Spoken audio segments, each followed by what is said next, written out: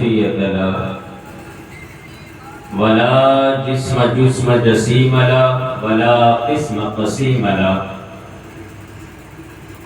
الذي من علينا إذ جعلنا من أمة حبيبه المصطفى والصلاة والسلام على هادي صراط الحكمة والصدق والصفاء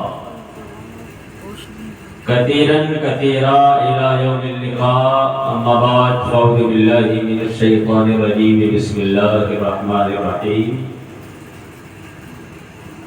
يا أيها الذين آمنوا قوا أنفسكم وأهليكم نارا وقودها الناس والحجارة صدق الله مولانا العظيم وبلغنا رسوله النبي الأمين المتين المعين الكريم ونحن على ذلك لمن الشاهدين والشاكرين والذاكرين والمتمجدين والحمد لله رب العالمين. گرامی القدر معزز حاضرین و سامعین، عشاء کے بعد سے لے کر کے اب تک آپ لوگوں نے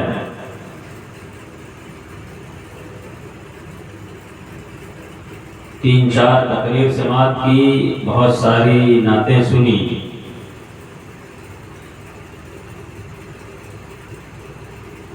بس تھوڑی دیر مجھے بھی آپ برداشت کر لیں، اس کے بعد انشاءاللہ تبارک و تعالی پروگرام کا اختتام ہوگا اور صلاۃ و سلام پڑھا جائے گا.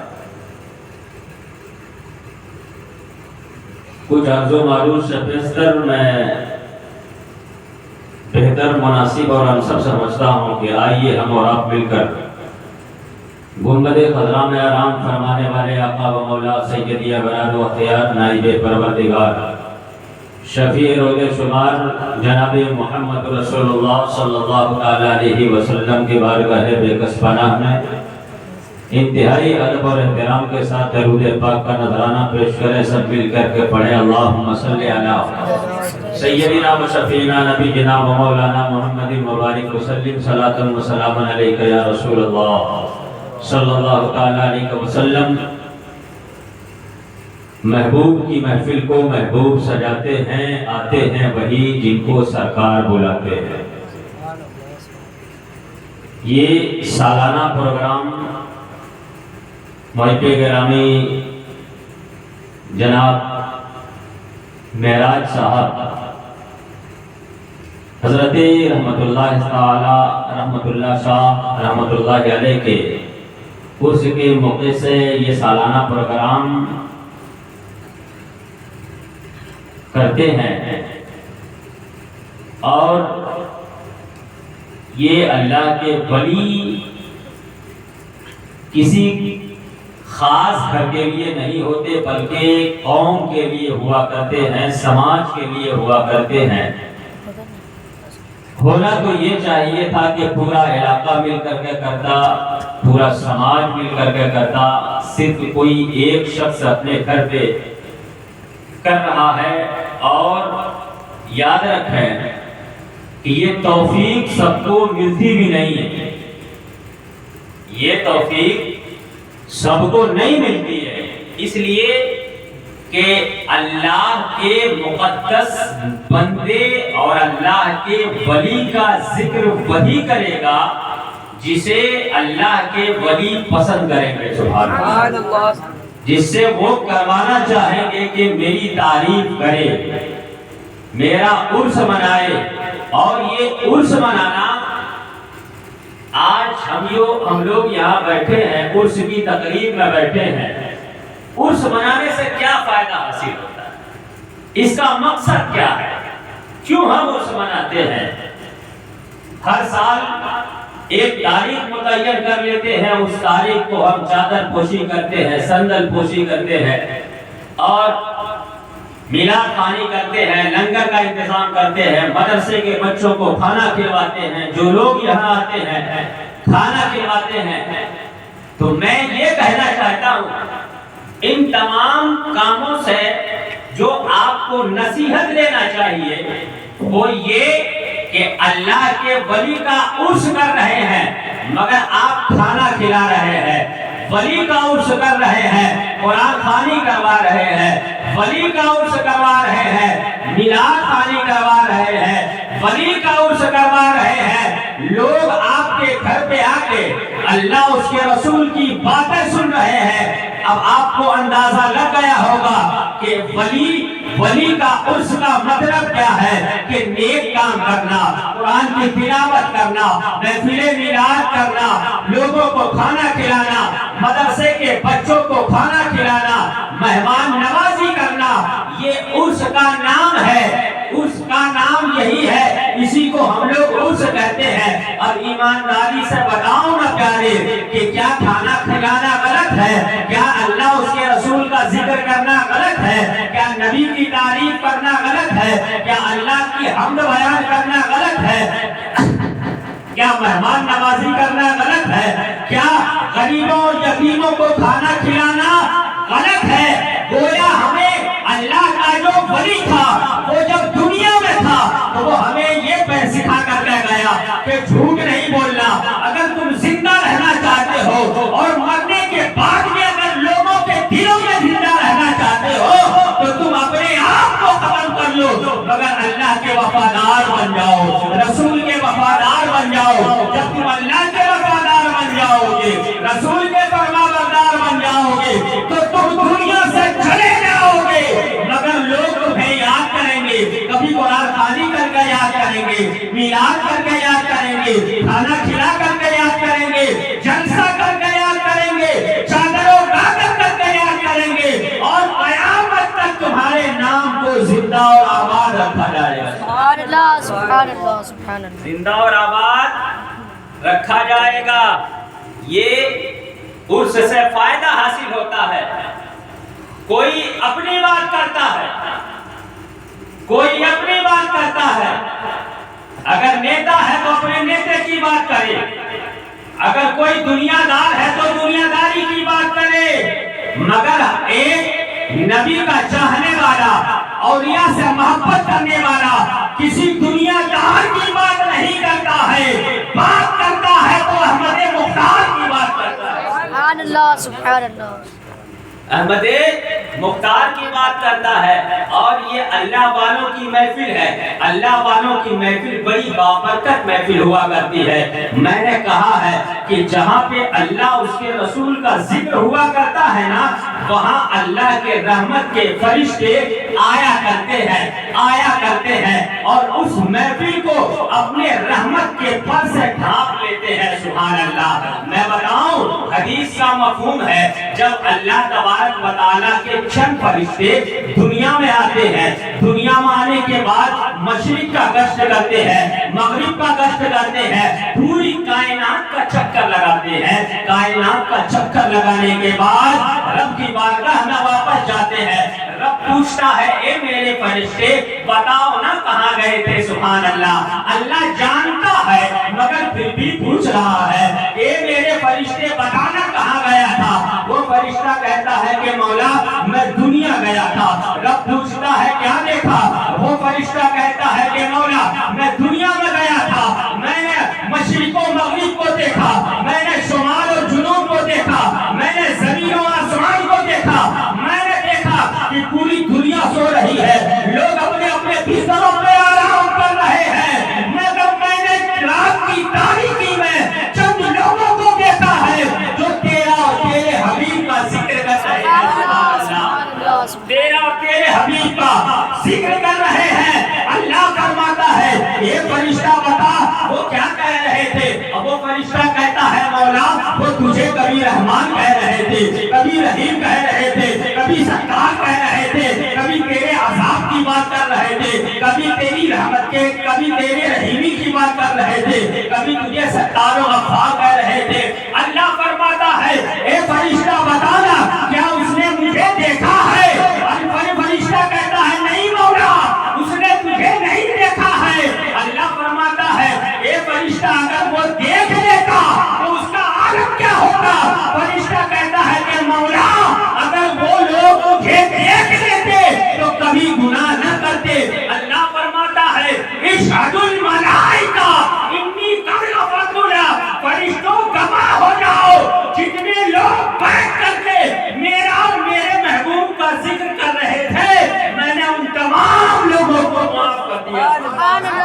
سبحان اللہ سبحان میں نے ان اللہ تمام لوگوں کو معاف کر دیا معاف کر دیا.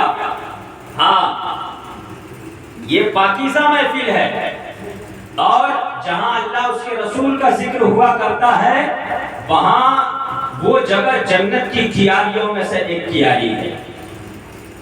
کیا ہے؟ جنت کی کیاریوں میں سے ایک کیاری ہے، جنت کے باغ میں سے ایک باغ ہے. اب میں آپ کو بتا دوں کہ میں نے آیت کریمہ پڑھی، یا ایھا الذین آمنوا قوا انفسکم واہلیکم نارا وقودھا الناس والحجارہ. اللہ فرماتا ہے اے ایمان والو اپنے آپ کو بچاؤ، مولا کی چیز سے بچائے. انفسکم کس چیز سے بچائیں؟ واہلیکم اور اپنے اہل و عیال کو بچاؤ. ایک پروردگار کس چیز سے بچائیں؟ نارا. اللہ فرماتا ہے جہنم کی آگ سے بچاؤ. اللہ اکبر. جہنم کی آگ سے بچاؤ. وقودھا الناس والحجارہ، اور اس جہنم کے آگ سے بچاؤ جس کا ایندھن انسان اور پتھر ہے. اللہ. ایندھن جلاون انسان ہے، پتھر ہے. جہنم کو سلگایا جائے گا تو اس میں ایندھن جو سلگنا لگایا جائے گا تو پتھر سے اور انسانوں کے ذریعے سے ان جہنم کے آگ کو سلگایا جائے گا. آج میرے موضوع اس آیت کریمہ کو بنانے کا مقصد یہ ہے کہ ہم آج اللہ کے ولی کے مقدس عرس میں حاضر آئے ہیں. انہوں نے اپنے آپ کو بچایا ہے، اپنے آپ کو گناہوں سے بچایا ہے. یہ اللہ کے ولی دنیا کمانے کے لیے نہیں آئے تھے، بلکہ اپنے آپ اپنے دل کو پاکیزہ کرنے کے لیے آئے تھے، اپنے آپ کو اللہ کی رضا کے خاطر جینے کے لیے آئے تھے. انہوں نے اپنے خودی کو اللہ کی رضا کے لیے وقف کر دیا. آج پوری دنیا کے لوگ ان کا نام لے رہے ہیں. سبحان اللہ سبحان اللہ. اسی لیے اگر آپ چاہتے ہیں اپنے اہل و عیال کو بچائیں، اپنے اہل و عیال کو بچائیں اور اپنے آپ کو بچائیں جس کا ایندھن اس جہنم کے آگ سے جس کا ایندھن انسان اور پتھر ہے، تو اللہ کے ولی سے محبت کرو. ذرا پیار سے بولو اور محبت سے بولو سبحان اللہ. ہاں کیا کرو؟ اللہ کے ولی سے محبت کرو. اللہ کے ولی سے محبت کرنے کا مطلب کیا ہے؟ اللہ سے ولی کے محبت کرنے کا مطلب یہ ہے کہ انسان اللہ کے ولی کا صرف نام نہ لے، ان کا صرف جھنڈا نہ اٹھائے، بلکہ محبت کا مطلب یہ ہے کہ ان کے کردار کو اپنا لے. سچی محبت یہی کہلاتی ہے. ولی سے محبت کا مطلب یہ ہے کہ ان کے کردار کو اپنایا جائے. اللہ کے ولی جھوٹ نہیں بولتے. آپ اگر ان کا نام لیتے ہو تو آج وعدہ کر کے جاؤ. آج اگر آپ ان کے عرس میں آئے ہو، ان کی تقریب میں آئے ہو، اگر یہاں سے جانے کے بعد آپ نے جھوٹ بولنا نہیں چھوڑا، چغلی کرنا نہیں چھوڑا، شراب پینا نہیں چھوڑا، غیبت کرنا نہیں چھوڑا، دوسروں کو سنانا نہیں چھوڑا، دوسروں کو پریشان کرنا نہیں چھوڑا، دوسروں کی بہو بیٹی پہ غلط نگاہ ڈالنا نہیں چھوڑا، تو مطلب یہ ہے کہ آپ جو ولی سے محبت کا دعویٰ کرتے ہیں یہ آپ کا دعویٰ جھوٹا ہے، یہ آپ کی محبت جھوٹی ہے، یہ بیکار کی باتیں ہیں. اگر یہاں آئے ہیں ان سے محبت کرتے ہیں، ان سے پیار کرتے ہیں، تو اس کا مطلب یہ ہے کہ ان کی سیرت پہ عمل کر لو. وہ جھوٹ نہیں بولتے تھے، آپ کو بھی جھوٹ نہیں بولنا ہے. وہ غیبت نہیں کرتے تھے، آپ کو بھی غیبت نہیں کرنا ہے. وہ چغلی نہیں کرتے تھے، آپ کو بھی چغلی نہیں کرنا ہے. وہ شراب نہیں پیتے تھے، آپ کو بھی شراب نہیں پینا ہے. وہ کسی کی برائی نہیں کرتے تھے، آپ کو بھی کسی کی برائی نہیں کرنا ہے. اور انہوں نے اپنی پوری زندگی اللہ کو راضی کرنے میں لگا دیا. آپ بھی اپنی پوری زندگی اللہ کو راضی کرنے میں لگا دو، انشاءاللہ آپ دنیا میں بھی کامیاب ہو جاؤ گے اور آخرت میں بھی کامیاب. سمجھ رہے ہیں؟ آپ دیکھیں کہ اللہ کے ولی جو ہوا کرتے ہیں ان کا بچپنا بھی عجیب و غریب ہوا کرتا ہے. اچھی پرورش، یہ جو بچوں کی اچھی تربیت کی ضرورت ہے، وہ آپ دیکھیں حضرت قطب الدین بختیار کاکی کا آپ لوگوں نے نام سنا ہوگا۔ قطب الدین بختیار کاکی مہرولی شریف میں جن کا مزار ہے، دہلی مہرولی شریف میں، وہ جب چھوٹے تھے، جس طریقے سے ہمارے اور آپ کے گھروں میں ہوتا ہے کہ جب بچہ تھوڑا سا ہوش سنبھالنے لگتا ہے تو بچہ موبائل مانگتا ہے، موبائل، اور اس طریقے سے آگے اسکرول کرتا ہے، یہ ریل دیکھے گا، وہ ریل دیکھے گا، وہ ریل دیکھے گا۔ اب ریل دیکھنے والا بچہ ہے، مگر محبوب جو قطب الدین بختیار کاکی تھے، چھوٹے تھے، تو ان کے والد گرامی نے انہیں مدرسہ میں ڈلوا دیا، ایڈمیشن کروا دیا مدرسے میں۔ وہ مدرسہ جانے لگے، بڑی توجہ کے ساتھ سنے، بات اچھی لگے ان کی سیرت۔ میں یہ چاہتا ہوں کہ آپ یہاں آئے ہیں تو کچھ پیغام لے کر کے جائیں، کچھ بات سیکھ کر کے جائیں۔ ولی کے اس میں آئے ہیں تو ولیوں کی تاریخ اور ولیوں کی زندگی سیکھ کر کے جائیں۔ حضرت قطب الدین بختیار کاکی رحمۃ اللہ تعالیٰ علیہ کو ان کے والد گرامی نے مدرسے میں داخلہ کروا دیا، ایڈمیشن کروا دیا، اور جب مدرسہ سے جب واپس آتے تو واپس آنے کے بعد جب ناشتہ اور کھانا طلب کرتے تو ان کی والدہ انہیں تربیت کرتی۔ ان کی والدہ اور ان کے ابو نے ایک پلان بنایا کہ ان کو ناشتہ ڈائریکٹ نہیں دیا جائے گا، اس کا ایک طریقہ یہ ہوگا کہ جیسے ہی قطب الدین گھر آتے تو آنے کے بعد ان کی والدہ کہتی کہ بیٹا یہ مصلی بچھا لو۔ مصلی بچھا لینے کے بعد، مصلی جب بچھا لیتے تو مصلی بچھانے کے بعد ان کی امی کہتی کہ بیٹا ہاتھ اٹھا کر کے دعا کرو کہ اے مولا ہم مدرسہ سے پڑھ کر کے آئے ہیں، ہم بھوکے ہیں، اے مولا ہمیں اچھا اچھا کھانا عطا فرما دے، اے پروردگار ہمیں اچھا اچھا کھانا عطا فرما دے، اے مولا ہمیں پانی پلا دے، اے مولا ہمیں کھانا عطا فرما دے۔ اللہ اکبر کبیرہ۔ جب اس طریقے سے وہ دعا کرتے، دعا کرنے کے بعد مصلی اٹھاتے، مصلی اٹھانے کے بعد ایک کمرے کی طرف ان کی والدہ اشارہ کرتی، اور اس کمرے میں ان کی والدہ پہلے سے کھانا کو بہترین انداز میں پکا کر کے، تیار کر کے، ڈھک کر کے رکھ دیتی۔ جب یہ دعا کر لیتے تو اشارہ کرتی کہ اس کمرے میں چلے جاؤ، اللہ نے تمہارے لیے کھانے کا انتظام کر دیا ہے۔ سبحان اللہ، اللہ نے کھانے کا انتظام کر دیا ہے۔ وہ وہاں جاتے ہیں، کمرہ کھولتے ہیں، دیکھتے ہیں کہ بہترین کھانا ڈھکا ہوا ہے، اٹھاتے ہیں، کھاتے ہیں اور اللہ کا شکر ادا کرتے ہیں۔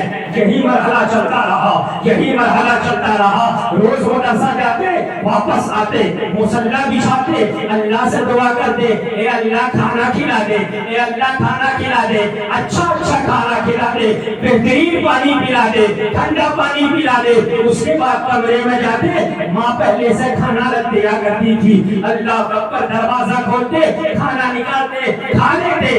ایک دن ایسا ہوا کہ ان کی والدہ کہیں شادی میں چلی گئی، اللہ اکبر، حضرت قطب الدین مدرسے میں ہے، وہ مدرسے سے چھٹی ہوتی ہے، ادھر ان کی ماں شادی میں ہے۔ اچانک خیال آتا ہے کہ آج قطب الدین گھر آئے گا اور جو کھانا تلاش کرے گا، مصلی پہ دعا کرنے کے بعد جب کمرے میں جائے گا، کھانا تلاش کرے گا اور کھانا نہیں ملے گا تو آج میرا راز فاش ہو جائے گا کہ وہ کھانا ہم رکھا کرتے تھے۔ اللہ اکبر، وہاں سے فوراً ان کی والدہ بھاگتی ہوئی اپنے گھر آتے ہیں، گھر آتی ہیں۔ اللہ اکبر، راستے میں جیسے ہی آ رہی تھی کہ قطب الدین گھر پہنچ جاتے ہیں، پہلے گھر پہنچ جاتے ہیں، مصلی بچھاتے ہیں، نماز پڑھتے ہیں، رکھی بارگاہ میں ہاتھ اٹھا کر کے دعا کرتے ہیں، اے مولا، اے قطب الدین تیرا بندہ نماز پڑھ کے تیری بارگاہ میں دعا کر رہا ہے، مولا میں مدرسے سے پڑھ کر کے آیا ہوں، اے پروردگار ہمیں کھانا عطا فرما دے، ہمیں پانی عطا فرما دے۔ اللہ اکبر، مصلی اٹھاتے ہیں، کمرے میں جاتے ہیں، اللہ اکبر، کمرے میں جاتے ہیں۔ اسی اثنا میں ان کی والدہ آتی ہے اور وہ کھانا کھا لیتے ہیں، کھانا کھانے کے بعد سو جاتے ہیں۔ ان کی والدہ آتی ہے، دیکھتی ہے کہ بیٹا آج سو گیا، فوراً کچن میں جاتی ہے، جلدی جلدی کھانا بناتی ہے، کھانا بنانے کے بعد کمرے میں چھپا دیتی ہے۔ جیسے ہی کمرے میں چھپاتی ہے، حضرت قطب الدین کے پاس جب ان کی والدہ پہنچتی ہے تو قطب الدین کی آنکھ کھل جاتی ہے. امی جان آپ پریشان کیوں ہیں؟ آپ پریشان کیوں ہیں؟ قطب الدین کی والدہ فرماتی ہے بیٹا قطب اٹھو کھانا کھا لو، دعا کرو اور کھانا کھا لو. قطب الدین فرماتے ہیں اے میری امی جان آج آپ کہیں چلی گئی تھی، آپ کو آنے میں لیٹ ہو گیا، میں مدرسے سے آیا اور مصلے کو گسا کر کے نماز پڑھی، دعا کیا اور مصلہ اٹھا کر کے جب کھانا کھانے کے لیے دروازہ کھولا ہے تو میں نے دیکھا ہے کہ جو کھانا آپ رکھتی تھی اسی طریقے سے کھانا رکھا ہوا ہے. اے میری امی جان سن لیجئے، کتنے دنوں تک اب تک میں جو کھانا کھاتا آ رہا تھا اللہ اکبر وہ کھانا اتنا لذیذ نہیں تھا، آج کا جو کھانا کھایا ہے وہ سب سے زیادہ لذیذ ہے. حضرت قطب الدین کی والدہ سمجھ گئی کہ میرا بیٹا اللہ تبارک و تعالیٰ کی بارگاہ میں مقبول ہو چکا ہے. سبحان اللہ. مقبول ہو چکا ہے. یہ تھے قطب الدین بختیار کاکی. یہ ہوتے ہیں اللہ والے. اللہ والے اور اللہ والے اپنے ماں باپ کو تکلیف نہیں دیتے، اپنے ماں باپ کو تکلیف نہیں دیتے. آج یہاں سے وعدہ کر کر کے جاؤ جن کے باپ زندہ ہیں اگر ناراض ہیں تو ان کے پاؤں پکڑ کر کے منا لینا، ورنہ انتقال کے بعد کل قیامت کے دن اللہ تبارک و تعالیٰ تمہیں جہنم میں ڈالے گا. جن کی ماں ناراض ہے آپ انہیں راضی کر لو. یاد رکھو کہ اپنے ماں باپ کو ناراض نہ کرنا. اولیاء کرام اس کی بھی تعلیم دیتے ہیں کہ اپنے ماں باپ کو ناراض نہ کرنا. حضرت بایزید بستامی کا آپ نے واقعہ سنا ہوگا. حضرت بایزید بستامی سے ان کی والدہ نے پانی مانگا، بیٹا پانی پلاؤ. حضرت بایزید بستامی کنواں کے پاس گئے، بالٹی ڈالا، بالٹی نکالی، نکالنے کے بعد پانی لیا. جیسے ہی اپنے ماں کی خدمت میں آتے ہیں پانی پیش کرنے کی غرض سے، دیکھتے کیا ہے کہ ان کی والدہ سو گئی ہے. اللہ اکبر، سو گئی ہے، آنکھ بند ہو گئی ہے، وہ سو چکی ہے. اللہ اکبر، رات ہو چکی تھی، رات میں آپ نے پانی مانگا تھا. اللہ اکبر، تاریخ گواہ ہے کہ حضرت بایزید بستامی پوری رات اپنے ماں کی خدمت میں پانی کا گلاس لیے کھڑے رہے. جب صبح ان کی والدہ کی آنکھ کھلتی ہے تو دیکھتی کیا ہے کہ بایزید پانی کا گلاس لے کر کے کھڑا ہے. اللہ اکبر کبیرہ. حضرت بایزید نے کہا کہ امی جان آپ نے پانی مانگا تھا اور میں آپ کے لیے پانی لے کر کے آیا تھا، اور جیسے ہی لے کر کے آیا تو دیکھتا کیا ہو کہ آپ کی آنکھ لگ گئی ہے. میری غیرت نے یہ گوارا نہیں کیا کہ آپ کو جگاؤ اور آپ کے نیند میں خلل پہنچے اور آپ کی بے ادبی ہو جائے.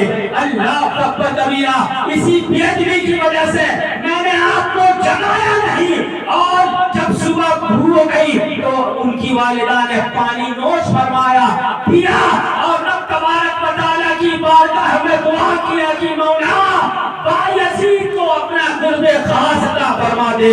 حضرت بایزید بستامی فرماتے ہیں کہ مجھے جو ولایت ملی ہے کسی اور کی وجہ سے نہیں ملی ہے بلکہ میرے ماں کی خدمت کرنے کی وجہ سے. سبحان اللہ. سبحان اللہ. ماں کی خدمت کرنے کی وجہ سے ملی ہے. اسی لیے اولیاء کرام کی محبت میں آپ بیٹھے ہو تو ان کا پیغام، ان کی سیرت یہ بھی ہے کہ ماں باپ کو تکلیف نہ پہنچانا، ماں باپ کی خدمت کرنا. اس لیے کہ تمہارے ماں باپ اگر تمہارے حق میں دعا کر دیں گے تو اللہ تبارک و تعالیٰ تمہیں عہد ثریا کے قریب پہنچا دے گا اور اپنا قرب خاص عطا فرما دے گا. میرے بھائی، ہماری ماں بہنیں بھی کچھ بیٹھی ہیں، ان سے بھی کہنا چاہوں گا کہ آج ہمارے سماج، ہمارے معاشرے میں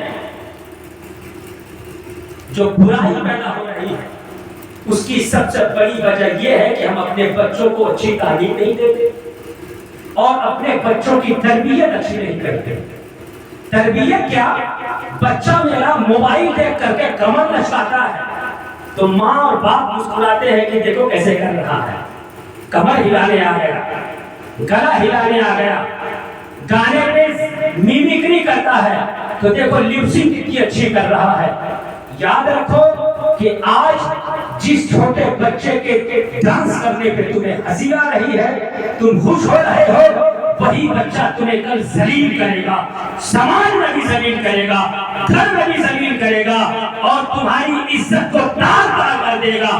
پھر تم آنا مولانا صاحب کے پاس اور کہنا کہ مولانا صاحب میری بیٹی میری بات نہیں سنتی ہے، میری بات سے باہر ہے، میرا بیٹا میری بات نہیں سنتا، کسی غلط لڑکی کے چکر میں پڑ گیا ہے، شادی کر لیا، شادی کے دوسرے دن الگ ہو گیا ہے، ایک امتحان میں کما کر کے نہیں دیتا ہے۔ یاد رکھو اگر جس نے بچے کی اچھی تربیت کر لی، دینی تعلیم سکھا دیا، اچھی پرورش کر لی اور صحابہ کرام کی زندگی اسے پڑھا دی، اولیاء کرام اور انبیاء کرام کی سیرت اسے بتا دی، یاد رکھنا انشاءاللہ تبارک و تعالی وہ کبھی اپنے والدین کا نافرمان نہیں ہو سکتا، اپنے باپ ماں کا نافرمان نہیں ہو سکتا۔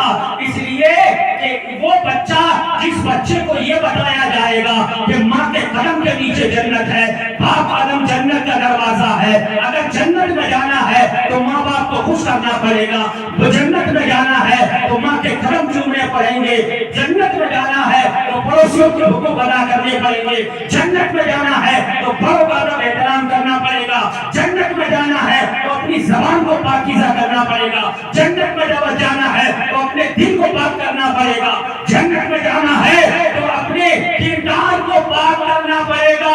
جب یہ باتیں بچوں کو بتائی جائیں گی تو انشاءاللہ تبارک و تعالی آپ کا بچہ ریل باز نہیں بنے گا بلکہ قرآن پاک کا پڑھنے والا بنے گا، رسول پاک کا دیوانہ بنے گا۔ سبحان اللہ، سبحان اللہ، اسی لیے چاہیے کہ ہم اپنے بچوں کو ڈاکٹر بنائیں، انجینئر بنائیں، جج بنائیں، پولیس بنائیں، جو بنانا ہے بنائیں، مگر قرآن کی تعلیم دیں، دین کی تعلیم دیں، شریعت کی تعلیم دیں، اور جو ضروری باتیں دین کی ہیں وہ ساری باتیں بتائیں۔ حقیقت میں جو اولیاء کرام کا پیغام ہے وہ یہی ہے جو میں آپ تک پہنچا رہا ہوں کہ اپنے کردار کو سنبھالو، اپنی زبان کو پاک کرو، اپنی آنکھوں کو پاک کرو، یاد رکھو حلال روزی کھاؤ، حرام سے بچو۔ اس لیے کہ ایک واقعہ ہے کہ ایک راستے سے موسیٰ علیہ السلام کا گزر ہو رہا تھا۔ آخری بات میں آپ کو پہنچا رہا ہوں کہ جب انسان کے پیٹ میں حرام روزی ہوا کرتا ہے، میرا بیٹا چوری کر کے لا رہا ہے، اچھا کپڑا ہمیں خرید کر کے دے رہا ہے، ہم کپڑا پہن کر کے خوش ہیں، مگر ہم اپنے بچے سے کبھی نہیں پوچھتے ہیں کہ اے بیٹا تم نے یہ پیسہ کہاں سے لایا ہے، تم یہ گاڑی کہاں سے لائے ہو، یہ گڈیاں تم کہاں سے لاتے ہو۔ یاد رکھو کہ ہم گڈی لے کر کے خوش ہیں، ہم گاڑی لے کر کے خوش ہیں، ہم مکان میں رہ کر کے خوش ہیں، ہم اچھے اچھے کھانے کھا کر کے خوش ہیں، اچھے کپڑے پہن کر کے خوش ہیں، مگر یاد رکھو کہ ہم نے پوچھا نہیں پلٹ کر کے کہ یہ پیسے کہاں سے آ رہے ہیں، یہ خرچہ تم کہاں سے پورا کر رہے ہو۔ یاد رکھو کہ موسیٰ علیہ السلام کا ایک راستے سے گزر ہو رہا تھا، ایک راستے سے گزر ہو رہا تھا، ایک شخص اپنے ہاتھوں کو اٹھا کر کے رب کی بارگاہ میں دعا کرتا ہے، مولا دعا کرتا ہے، دعا کرتا ہے۔ موسیٰ علیہ السلام چلے گئے، شام میں جب واپس آنے لگے وہ شخص دعا کر رہا ہے، وہ شخص دعا کر رہا ہے، رو رہا ہے، آنکھوں سے اشک جاری ہے، پروردگار میری دعا قبول کر فرما لے، میں گنہگار ہوں، میں خطا کار ہوں، میں سیاہ کار ہوں، میں بدکار ہوں، میں عیار ہوں، اے مولا میرے گناہوں کو معاف فرما دے، میرے خطاؤں کو معاف فرما دے، میرے گناہوں کو درگزر فرما دے۔ اللہ اکبر۔ موسیٰ علیہ السلام کے شام میں واپس آئے، مگر دیکھتے کیا ہے کہ جیسے ہی جانے میں نے اس آدمی کو دیکھا تھا کہ وہ آدمی ہاتھ اٹھا کر کے دعائیں کر رہا ہے، ابھی جب شام ہو گئی واپس آیا رہا ہوں تو پھر دیکھتا کیا ہوں کہ وہ آدمی اسی طریقے سے دعائیں کر رہا ہے، اسی طریقے سے دعائیں کر رہا ہے۔ موسیٰ جو رب سے باتیں کیا کرتے تھے، موسیٰ نے اللہ سے کلام کیا، اے مولا جب میں صبح جا رہا تھا تو میں نے دیکھا کہ یہ دعائیں کر رہا ہے، واپس آ رہا ہوں تو پھر دیکھ رہا ہوں کہ دعا کر رہا ہے۔ یا کی دعا قبول نہیں کیا، اس کی دعا قبول فرما دے۔ اللہ فرماتا ہے اے موسیٰ اگر یہ دعا کرتے کرتے مر جائے پھر بھی میں اس کی دعا کو قبول نہیں کروں گا۔ اللہ اکبر۔ موسیٰ نے فرمایا اے مولا آخر کیا بات ہے، اس کی دعا قبول کیوں نہیں کر رہا ہے؟ اللہ فرماتا ہے اے موسیٰ اس کی دعا میں اس لیے نہیں قبول کر رہا ہوں کہ اس کے پیٹ میں حرام روزی ہے، یہ حرام روزی کما کر کے کھاتا ہے، یہ حرام کھایا ہے، پڑوسیوں کو ستا کر کے چھین کر کے اپنے پیٹ میں روزی ڈالتا ہے۔ جب تک اس کے پیٹ میں حرام روزی رہے گی تب تک میں اس کی دعا قبول نہیں کروں گا۔ اللہ اکبر کبیرہ۔ میرے بھائی ہمیں غور کرنا چاہیے کہ آج ہم جو دعائیں کرتے ہیں مسجدوں سے، منبروں سے، محرابوں سے، کمروں سے، مصلوں سے میں دعائیں کر رہے ہیں، ہماری دعائیں قبول نہیں ہو رہی ہے، اس کی کہیں ایک وجہ یہ تو نہیں ہے کہ ہمارا رزق شدھ نہیں ہے۔ یہی تمام اولیاء کرام کا پیغام ہے۔ اس لیے سیدی اعلیٰ حضرت عظیم البرکت مجدد دین و ملت الشاہ امام احمد رضا خان فاضل بریلوی علیہ رحمت و رضوان فرماتے ہیں وہ صبح لالا زار پھرتے ہیں، تیرے دن بہار پھرتے ہیں، اس گلی کا قضا ہونے جس میں مانگتے تاجدار پھرتے ہیں، اور کوئی کیوں پوچھے تیری بات رضا تجھ سے شیدا ہزار پھرتے ہیں۔ میرے کہنے میں آپ کی سننے میں جو بھی